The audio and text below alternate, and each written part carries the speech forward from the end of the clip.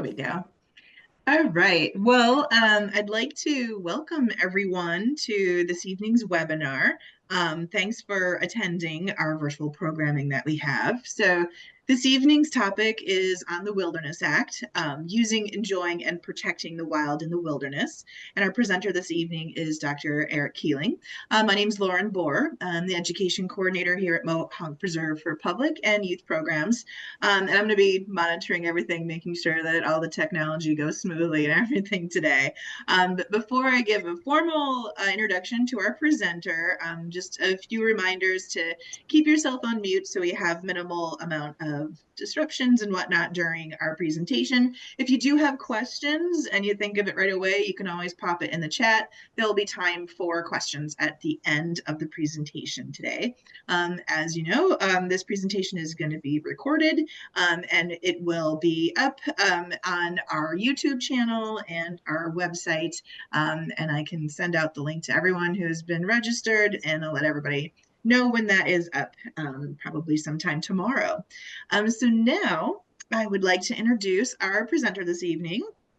Dr. Eric Keeling is an associate professor in biology at SUNY New Paltz, and he's an ecologist interested in how modern human societies affect and depend on ecosystems, value nature, and articulate such values. As a field ecologist, he studies how trees and forests respond to fire, insects, human land use, and climate. And actually, he was just saying that he was doing a study with his students, rappelling down instead of climbing, rappelling down, down the cliffs of the Gunks.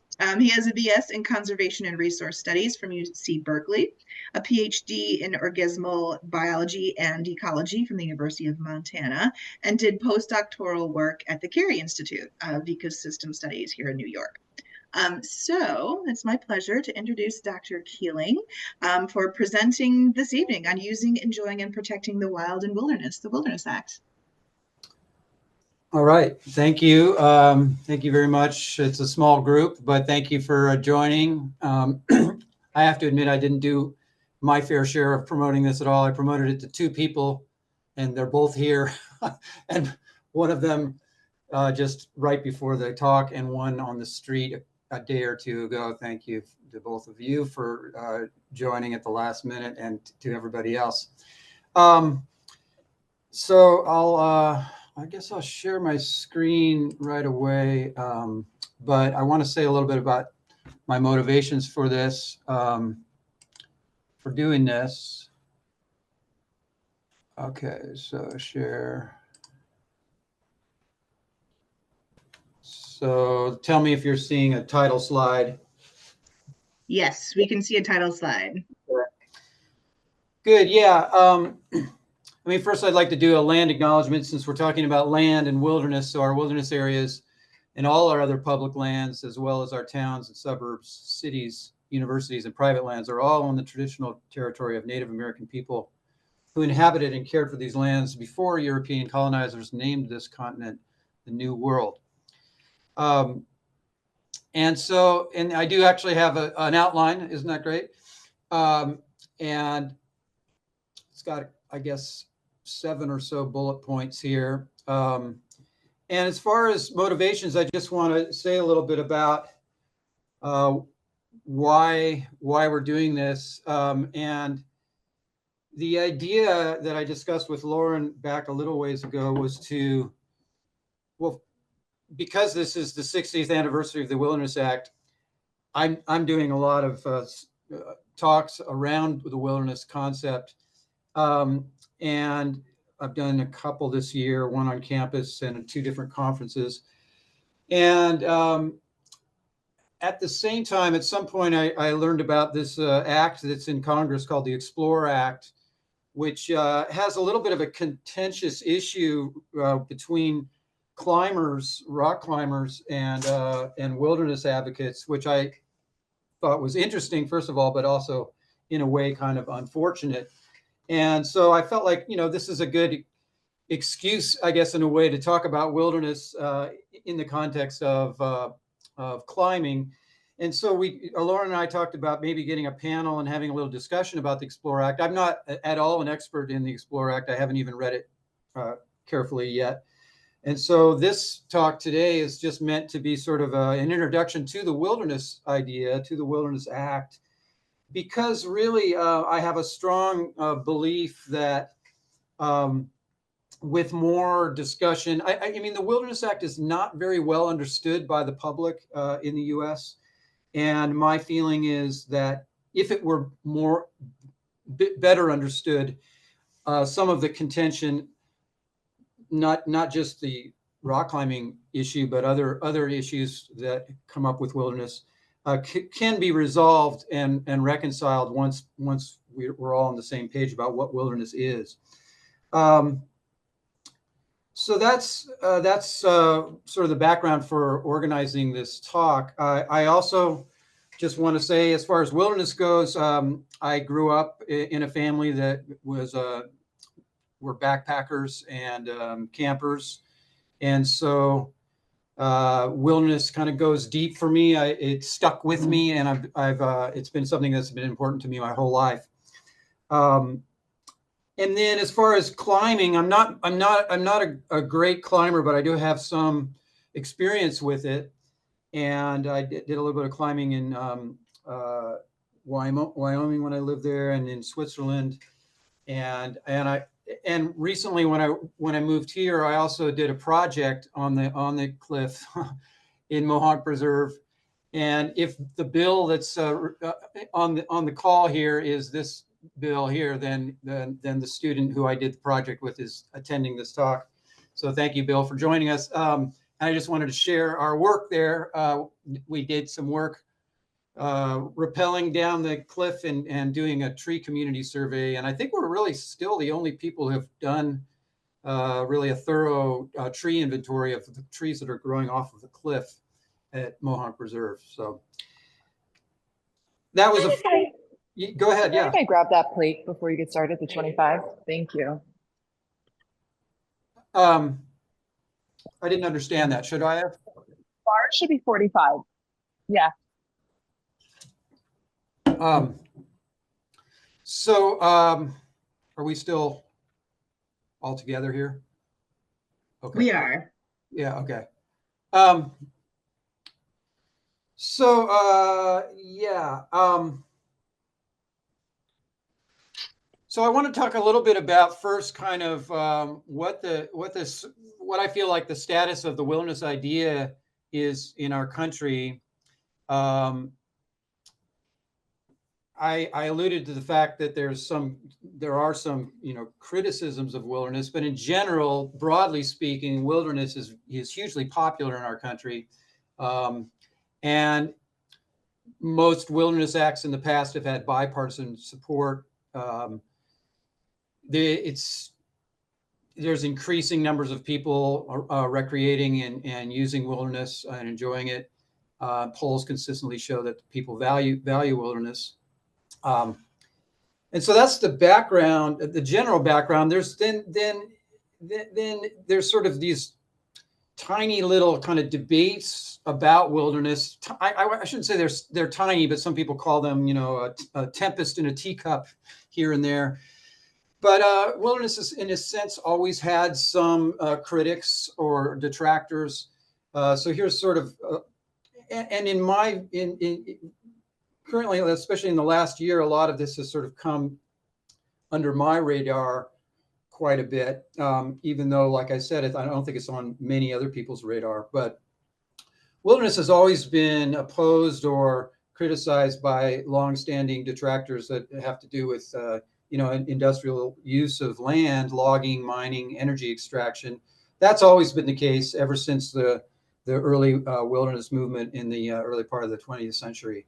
Right around, I'd say 2000, 2010, there was became kind of a schism in the conservation movement, and sort of there are some new conservation ideas, or people that were calling them new conservationists were calling really for sort of the idea of more active management of our protected land areas, and a little bit of kind of skepticism that we can have places that we are mostly hands off with.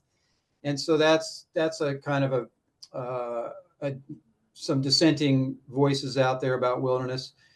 I've really focused a lot on trying to understand the connection with the indigenous communities in our country. The last conference I went to this past August was in South Dakota, in the land of the Lakota. It was the International Wilderness Conference. And so I got a lot of exposure. I gave a talk there on wilderness, and got a lot of exposure to indigenous viewpoints. Very diverse. It's a big topic. If you want to ask about it when we have time at the end, I can tell you more about that. But there are there's a lot of resonance, I think, with the wilderness movement in some communities, indigenous communities, and a lot of alliances with wilderness advocates politically. But there's also some concerns about the idea being ethnocentric and sort of, and I'll allude to that a little bit. Perhaps not as sensitive to the indigenous viewpoint as it could be, the wilderness idea. Then the recreation groups seeking more permissive access and uses, and that's really kind of what we're talking about when we end up talking about the Explore Act. And the Explore Act, by the way, from what I can tell, is a really big bill that has a lot of smaller bills got glommed together. And I think probably most of it is not going to be at all a concern for the wilderness, hardcore wilderness advocates out there. It's just a few pieces that got inserted that are sort of raising a little bit of discussion about wilderness and climbing. But you also have, people that would like to do more mechanized uses on land, like snowmobiles or ATVs. Mountain bikes. Mountain biking is not permitted in wilderness, and there's a strong mountain biking movement, I guess, that would like more access to wilderness. So that's a group that's got some complaints. And then academic critics, that goes back to the 1990s, more philosophical or social or cultural critiques of the idea of wilderness. And if you hear me raising my voice a little bit as I cover some of this stuff, and a little edge in my voice, it's mostly that last bullet point, because I think there is quite a bit of, I think, some misconceptions about wilderness that have been promulgated in the academic literature and have started to. Can you see my if I wave my cursor, can you see that? Yes, we can see that.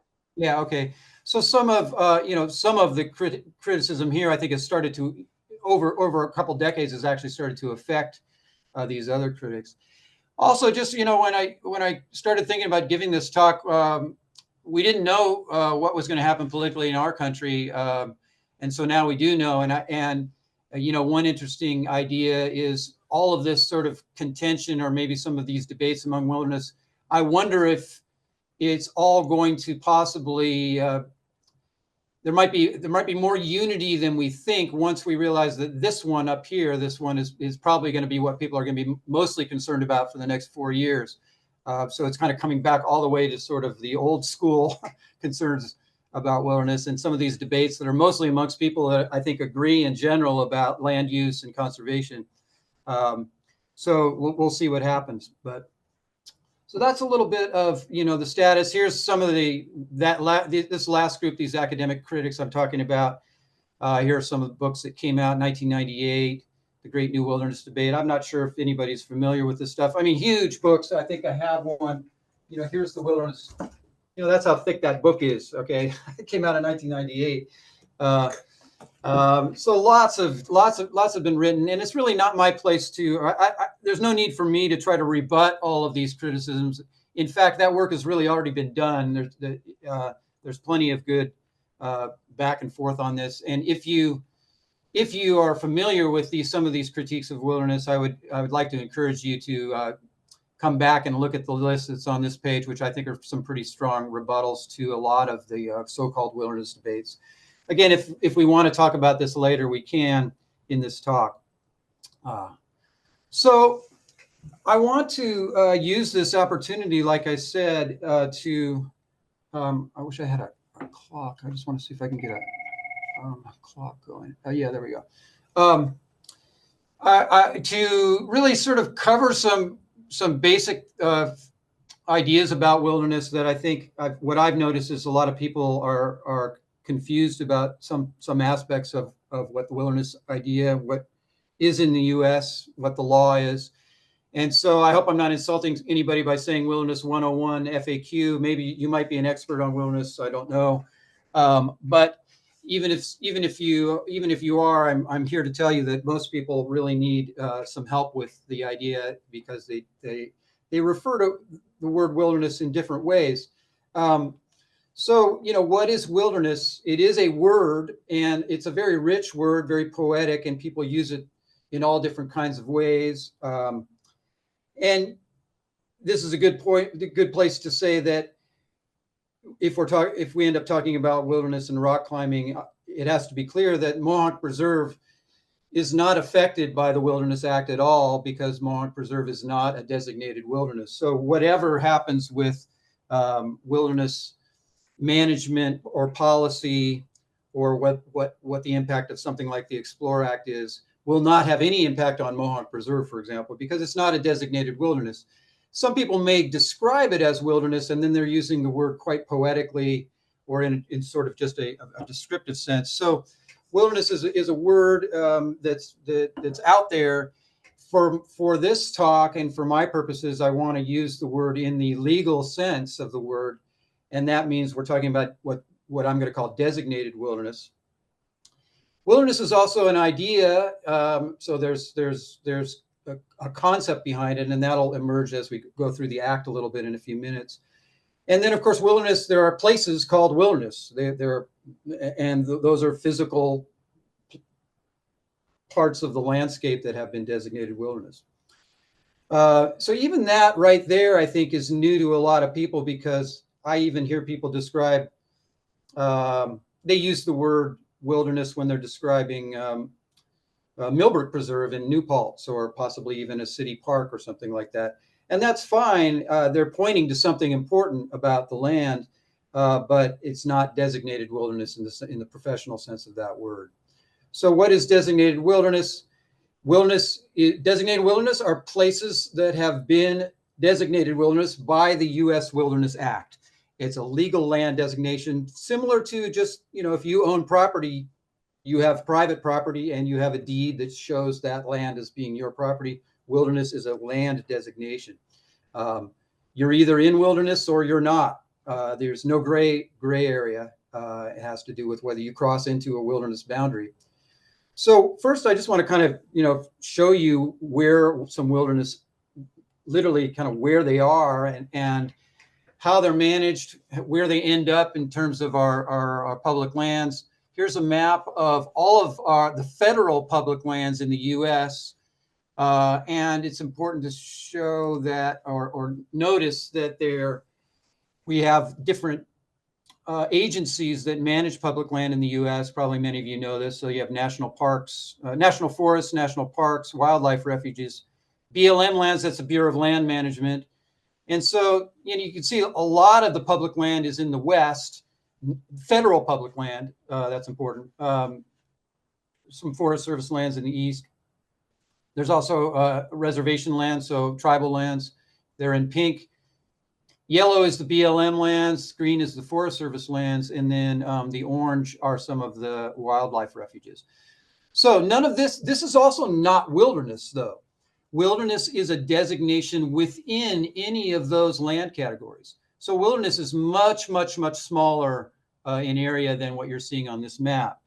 And a lot of people don't know that either. They think of all of this as sort of being quote unquote wilderness, but wilderness is a specific land designation. It could be in any of those other broader land designations.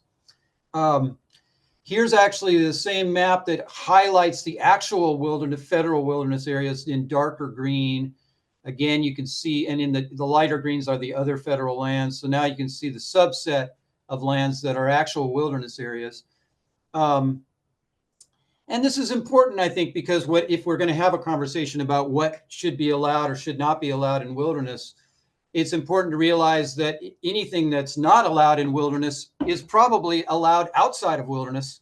And so most of our federal lands and most of our public lands are not wilderness, are not designated wilderness. By the way, I'm willing to take questions if I'm not sure if I'll see the hand to go up, Lauren, but if somebody wants to ask a question, they can do it at any point. That's fine with me. Okay. Just a couple other interesting things. You might be wondering, well, gosh, there's no wilderness in the East. And that's really misleading in the sense that, especially if you live in New York, because New York has state wilderness areas. So we're talking about what I was just showing were federal wilderness. This is state wilderness. And New York actually has the most state wilderness in the country. And so when you add the state wilderness lands in, New York is actually in the top 10 of states as far as the percentage of land designated as wilderness. So that's good to know, I think, because New Yorkers, I think, value wilderness just as much as many of the other parts of the country. I'm sure of that. And here's just a few maps just to kind of show us where is that wilderness in New York. So in the Catskills, there's plenty of designated wilderness, again, designated by the state of New York. In some ways, New York was on the cutting edge of the wilderness movement. And the reason there's so much state wilderness in New York is it predates the Federal Wilderness Act. So New York was kind of ahead of the curve on this. And here's a map of New York State wilderness in the Adirondacks. Okay, so that's good to know, I think. So we do have wilderness here in New York. Again, though, you're either in wilderness or you're not. You cross over into it when you cross a wilderness boundary, and then you are technically in wilderness. I just included this map. I guess we had a couple people from Montana, so just kind of to visualize again, this is outside of the public lands. This is the Bitterroot Valley. I know this area pretty well. Maybe some of you have been there. Here's Mill Creek. So you're coming up. You're at a trailhead. You come into the Forest Service. You're in the National Forest Service land here. You're hiking, and eventually you cross over into wilderness. So technically, you're not in wilderness here. You are in wilderness here. There's actually a lot of climbing up this canyon, and it's not in wilderness. So there might be some further up as well, but so it's kind of both in both cases. Just a couple more facts. This shows you how many federal wilderness areas there are in the country. In 1964, 54 were designated. There's about over 800 now, and about 111 million acres total. A lot has been added over this time period, although most of it was added before 1995, so there hasn't been many designations in the last 20 years. And generally, about 2% of the land in the lower 48 states is designated wilderness. Again, I think it's relevant just so whatever conversation we end up having about wilderness, we know that we're only really talking about 2% of the land. So this is sort of a summary of those ideas. Pause just a little bit to see if anybody wants to ask any questions. So I think it's really important to read the Wilderness Act because there's so many people writing about wilderness, and many of them don't refer to the act. They have their own notion of what it is. And again, I'm not trying to disparage other ideas about wilderness or notions of it, but I'm interested in talking about, what it is legally in our country. So this is actually the main part of the act. It's not very long to read. I'm highlighting a couple, I think, important phrases that I want to talk about a little bit because I think they help us understand what the ideas are behind the act. So I'm going to talk about some of these ones that are in yellow piece by piece here.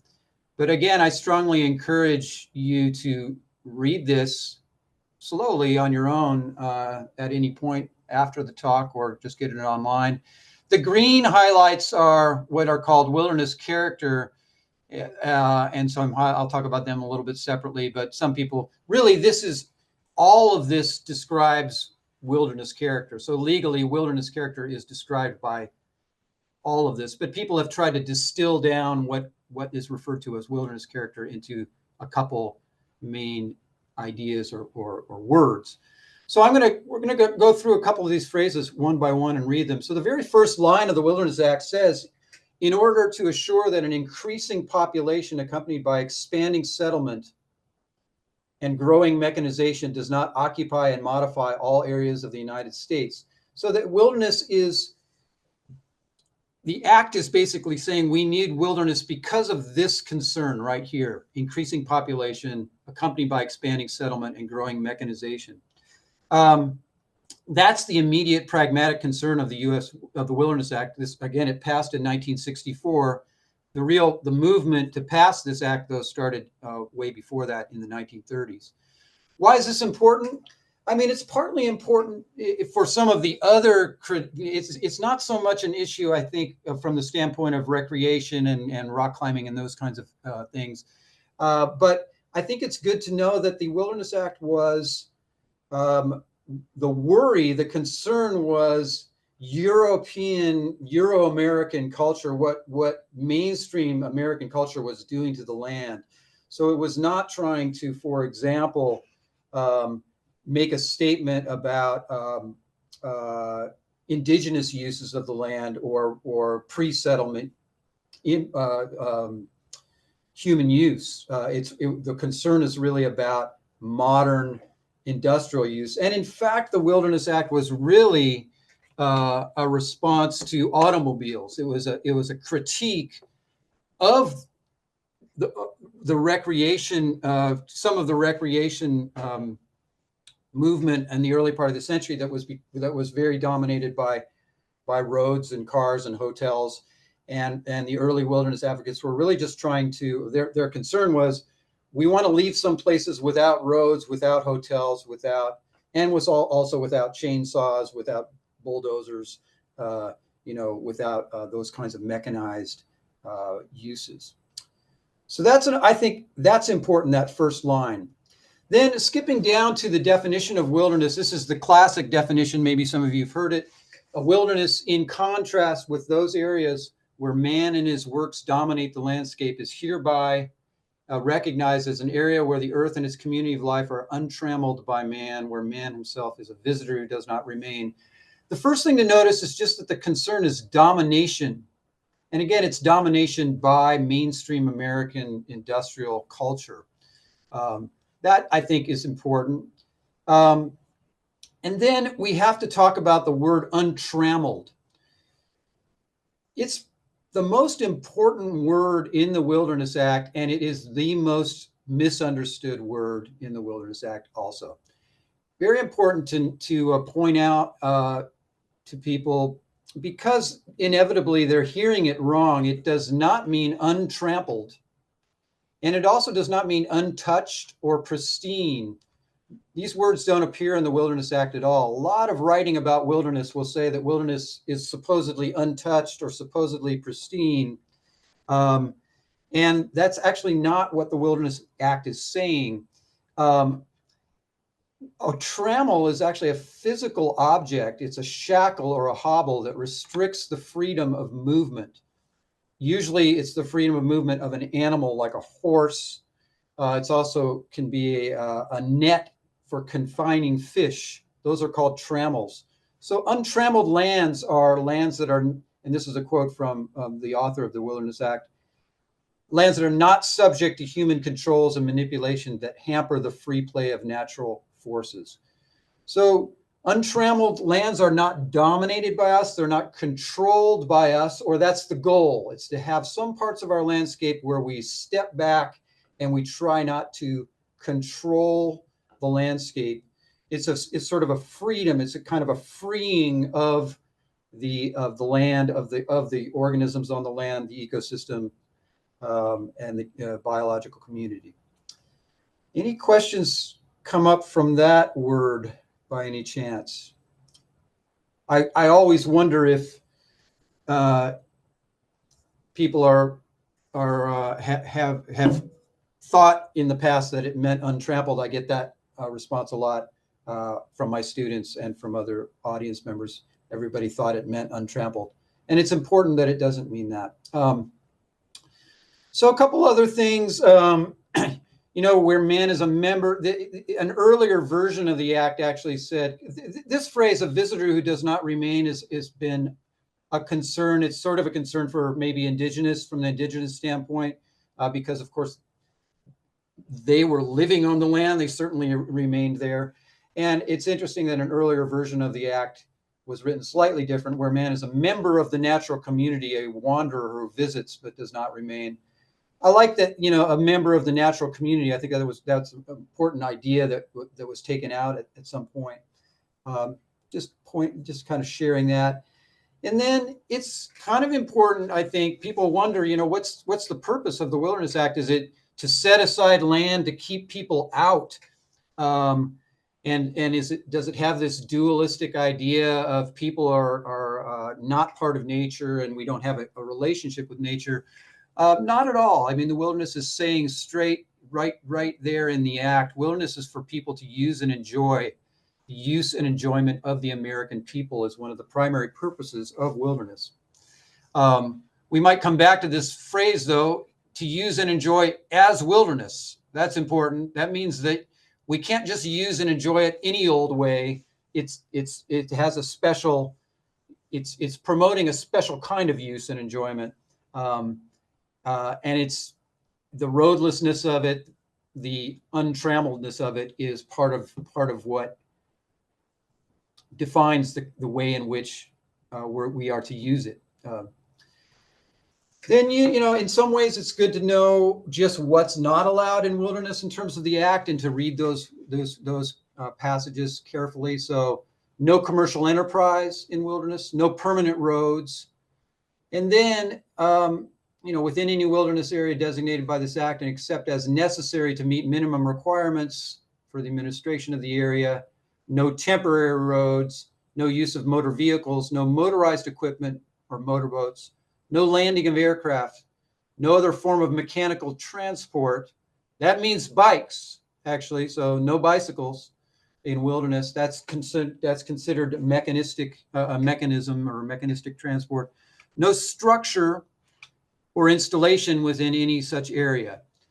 When we get to the Explore Act, if we have our panel, this is the key sticking point between anchors, fixed anchors in wilderness, and the Wilderness Act, which says no installation. It's all going to turn around. It's all going to kind of come down to the interpretation of that word.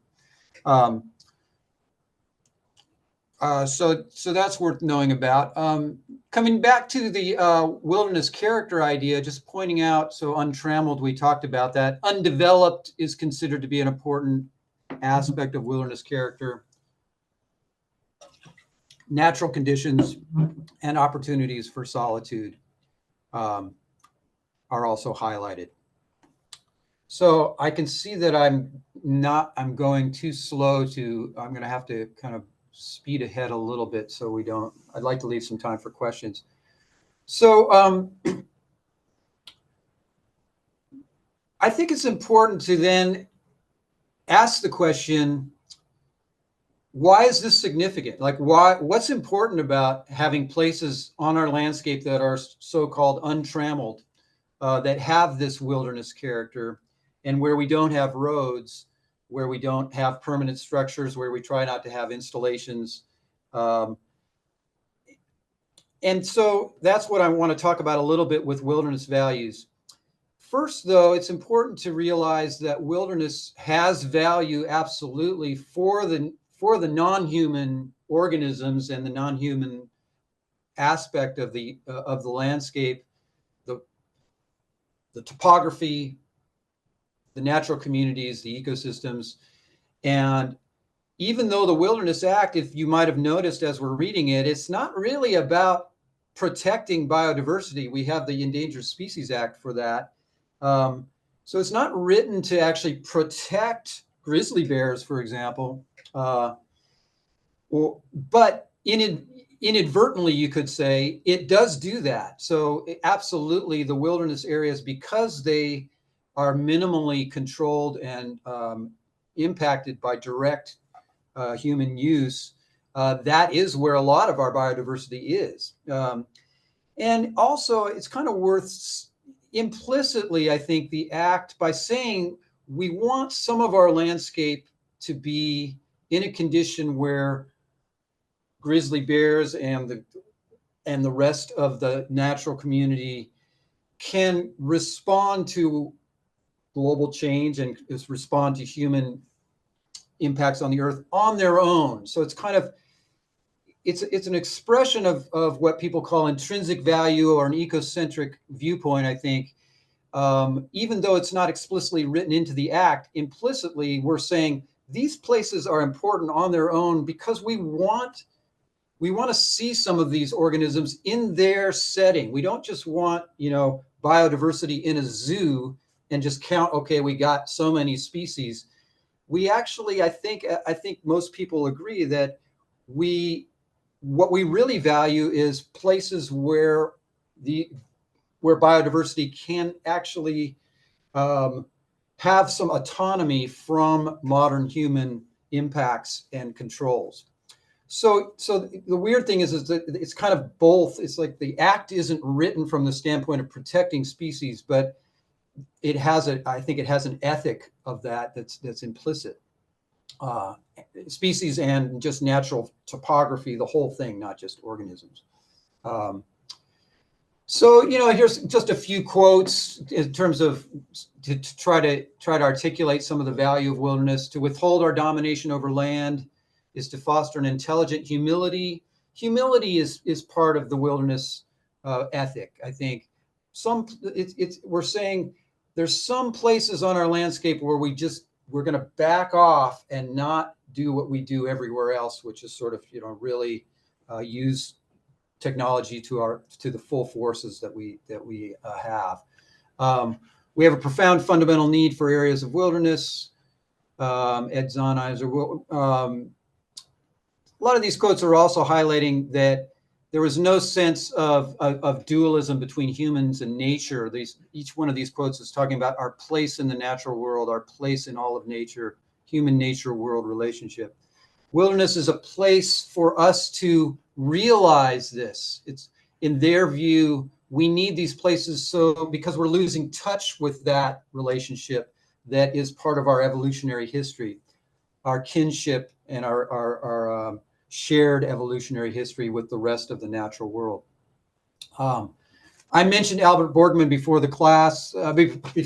Sorry, guys. Before the talk, I'm used to teaching in this. I taught like this during COVID.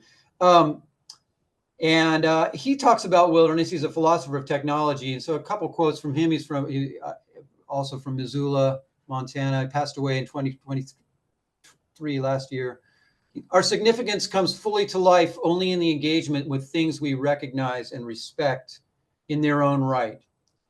In wilderness, we learn from the ground up what it is to recognize something as other and greater than ourselves. But I also want to say that outside of, we can tap into wilderness character, or what we might call wildness, outside of wilderness also. So I don't want to send the message, and I never want to send this message, that the lands outside of wilderness don't have the same kind of value. This is a picture of a bridge that I walk across twice a day on my way to campus in New Paltz, right near Moriello Pool. And when I walk to work every day, rain or shine. I don't care what the weather is. I love walking to campus. And when I step out my door, I'm hit by wild air, wild sunlight. I walk down this path. I'm not far from a road. I'm definitely not in a wilderness area, but I see eagles. I see turtles in the creek here.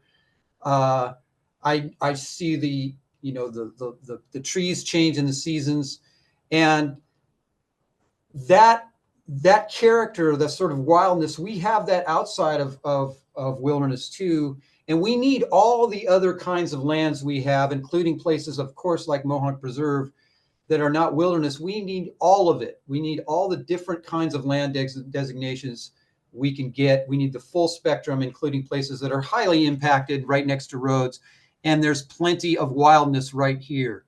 And so, I want to assert that, a sensibility for wildness can be cultivated both inside and outside of designated wilderness.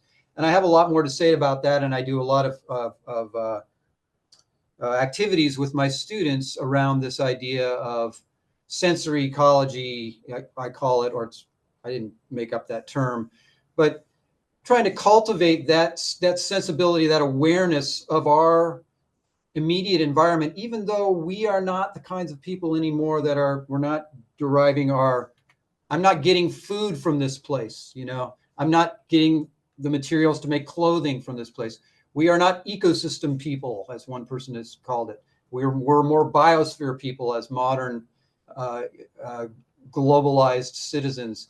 But we can still develop a relationship with the natural aspects of our environment. But it takes a practice. It takes actually some, work. And so in my last talk, I kind of constructed a little bit of a model around this. I won't take you through the whole thing, but basically, in my view, experiences in physical wilderness really link to my experiences even right in New Paltz. And I feel like there is a connection between valuing wilderness, which leads to protecting it, and the experiences that I have there. Those experiences, I bring those back to town, really, and they instill in me a value for the urban green spaces that I live in. And now I'm interested in protecting those. I'm interested in the physical spaces and the experiences there.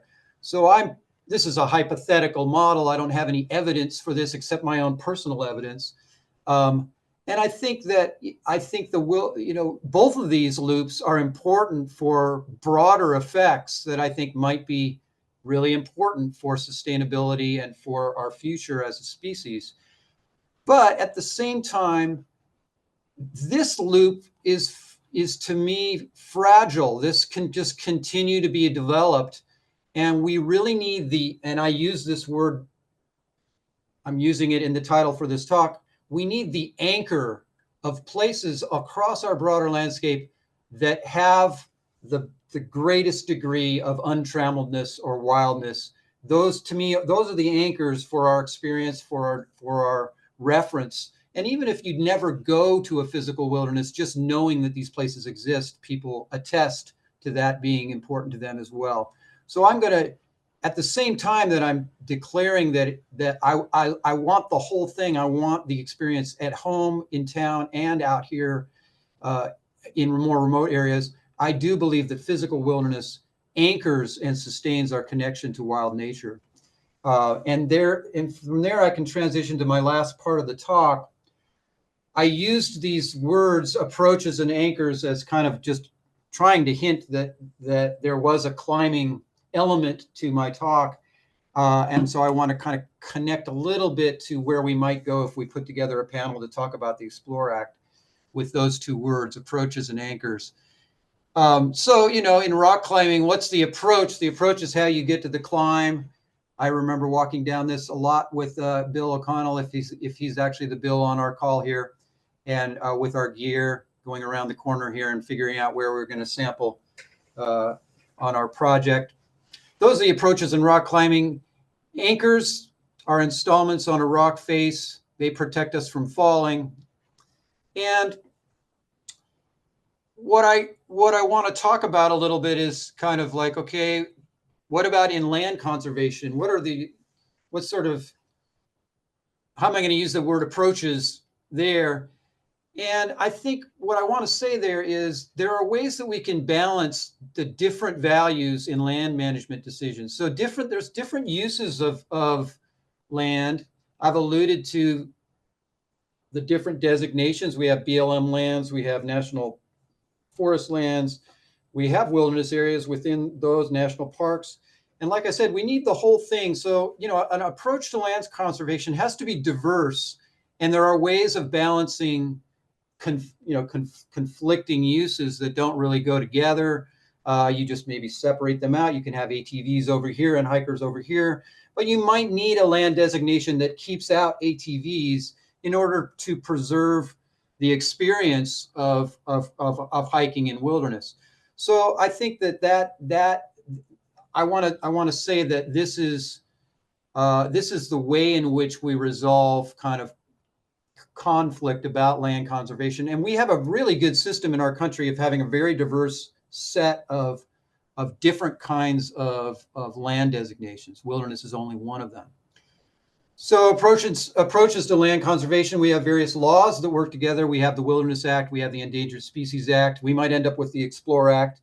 In the Explore Act, like I said, I haven't really read it carefully, but it's going to have to be consistent with other laws that exist. So in my mind, I'm not at all sure that there's a big conflict between what the climbing community is worried about and what the wilderness community might be worried about, having to do with anchors. Those two acts are going to have to work together. The Wilderness Act plays well with other acts, Religious Freedom Act, NEPA, all of our environmental laws work together. And there's ways of resolving places where there may be some type of inconsistency or something that might seem like it doesn't work. We have different kinds of land designations. Wilderness is one of them. And then within wilderness, we have different within wilderness, there are ways of preserving wilderness character while allowing for other values. For example, primitive and unconfined recreation is named in the Act. And so coming back to the Act a little bit, I just want to kind of highlight some other language that should be reassuring that there are definitely ways in which I can imagine, even though, I don't want to see the Wilderness Act compromise the language of it in order to open up installations in wilderness. But I see ways in which those kinds of installations should be permissible on a case-by-case basis with the Act itself. So I really don't see a conflict, and I really strongly believe that climbers and hikers should be friends. If you know the Oklahoma song, ranchers and cowboys should be friends. So anyway, here's some I think important passages from the Act. Wilderness generally appears to have been affected primarily by the forces of nature. Notice that here on these phrases, it's an acknowledgement that there is not going to be any perfectly untrammeled place. And trammeled is an ideal that's strived for, and there's a continuum between totally trammeled and totally untrammeled. And so generally appears to have been affected primarily by the forces of nature, with the imprint of man's work substantially unnoticeable. This is wiggle room, right? This means that wilderness managers, have some wiggle room. Wilderness, there are bridges crossing creeks in wilderness. They're made out of wood. They have to be built without chainsaws. Interesting. That's mechanized use. But there are bridges, there are signs. So, wilderness has to be managed in order to further the goals of the Wilderness Act, which are human use and enjoyment as wilderness. So some modifications to the land are permissible, obviously. There's the primitive and unconfined recreation line there. And I just highlighted down here historical value.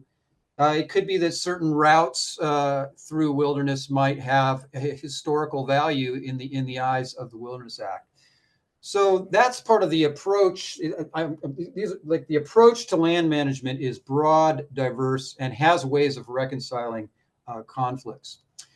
So what about anchors? I kind of already said that what's important to me is that wilderness is an anchor for wildness across our landscapes. And so wilderness advocates are going to be very uncomfortable with changing the language of the Wilderness Act because they feel so strongly about this aspect of wilderness. So that's why you're getting, and I don't know what started the issue with fixed anchors in wilderness just a couple years ago, I guess. And I have to kind of do some homework on that. And where is this? Where are the areas? I know there's parts of Yosemite are definitely in wilderness. There are certainly climbing areas that are in wilderness.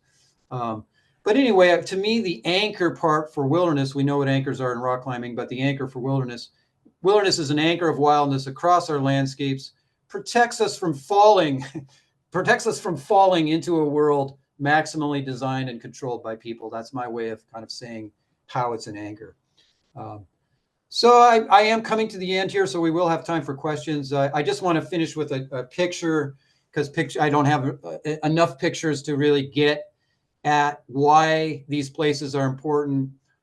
Pictures say a lot more than words. This is my brother Paul, who I thank in the acknowledgments in a minute, because he's written a lot about wilderness. This is his wife Tara, and this is a trip that I'm cheating a little bit. This is in Canada, in the Purcell Wilderness. Undeveloped, untrammeled, no chainsaws, no roads, no logging. You get the idea. And so this is what people care about when they care about wilderness. This is what they're worried about when there's any sort of sense that the law might be compromised in some way. Again, though, the Wilderness Act has plenty of wiggle room for management decisions. So those are my acknowledgments there. And I guess we got about 8 minutes, Lauren. So if anybody's still here, I can't see anybody. And thank you. It's such a small group. If we do the panel, I hope that we can kind of come back to a little bit of this background on wilderness. Yes, thank you for your presentation. We do have a few comments in our chat. So Jordan has said that according to the Access Fund, approximately 7% of the climbing in the U.S. is within wilderness areas. Oh, good. That's helpful. Yeah, that's really helpful. Thank you, Jordan. Yeah, that's the kind of stuff that if we get closer to doing the panel, those are the kind of things we're going to want to try to figure out. Yeah. Mm-hmm. Yeah, and then the question was, are bridges allowed in the wilderness? Which I believe you answered, so that was great. Yeah, and very interesting that the bridges, how they are made is very specific as well. That's right. Yeah. And then Bill has mentioned that fixed anchors for climbing has always been a longstanding issue everywhere in wilderness, including at Mohonk Preserve. So having that man-made mechanized fixed anchor in a rock is an issue, and it would be something to, I was going to say, explore more when we do the panel discussion with the Explore Act. That was the first word that came into my head. Yeah, I mean, I'm fascinated by this, honestly, and I'm really not too worried about it, because, like I said, there are so many people that enjoy what's going on in this picture here, and then they go rock climbing. So I'm hoping that we can all see the benefits of all of this. I pretty sure here's me as a young person going up the Exum Ridge in Wyoming, and I'm pretty sure this is in wilderness, and I'm pretty sure when I rappelled off this was for me, this was a big deal. I know that, like, for somebody like Bill, this is not a big deal, but it was an amazing experience. And my friend was the leader. He's the one who took the picture. I didn't have any of the gear or anything, but I'm pretty sure I rappelled off this mountain using a fixed anchor in wilderness. So I'm right there in the kind of, I'm with a little bit of the, I guess, dilemma there. But I also know that there are, I think what Bill's referring to is amongst climbers, we'll have to have somebody like Bill on the panel, or Jordan, talk more about it. But I know there's different kinds of ethics about using these kinds of anchors, where you use them, where they're appropriate. And so inside or outside of wilderness. And it's just the issues in wilderness. There's this law that has the word installation. And also, of course, I got to do my homework on what kind of prompted this. But, wilderness, people who are managing for wilderness have to also manage people. So anything that makes it too easy to do something, in a way, it has to be looked at carefully. So, because solitude is such a key word in the wilderness concept as well.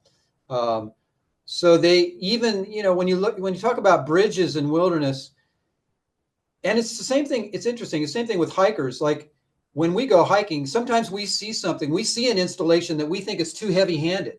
My brother and I, or whatever people I hike with, like, oh my God, that bridge, like, that's too much. They overdid it. Like, that's too much of a bridge for wilderness. So there's also the same kind of ethic amongst hikers. It's like, where's the sweet spot in this stuff? But wilderness managers that's their job, is to find that sweet spot. And I think there are people who manage wilderness that make these decisions who hopefully are also climbers.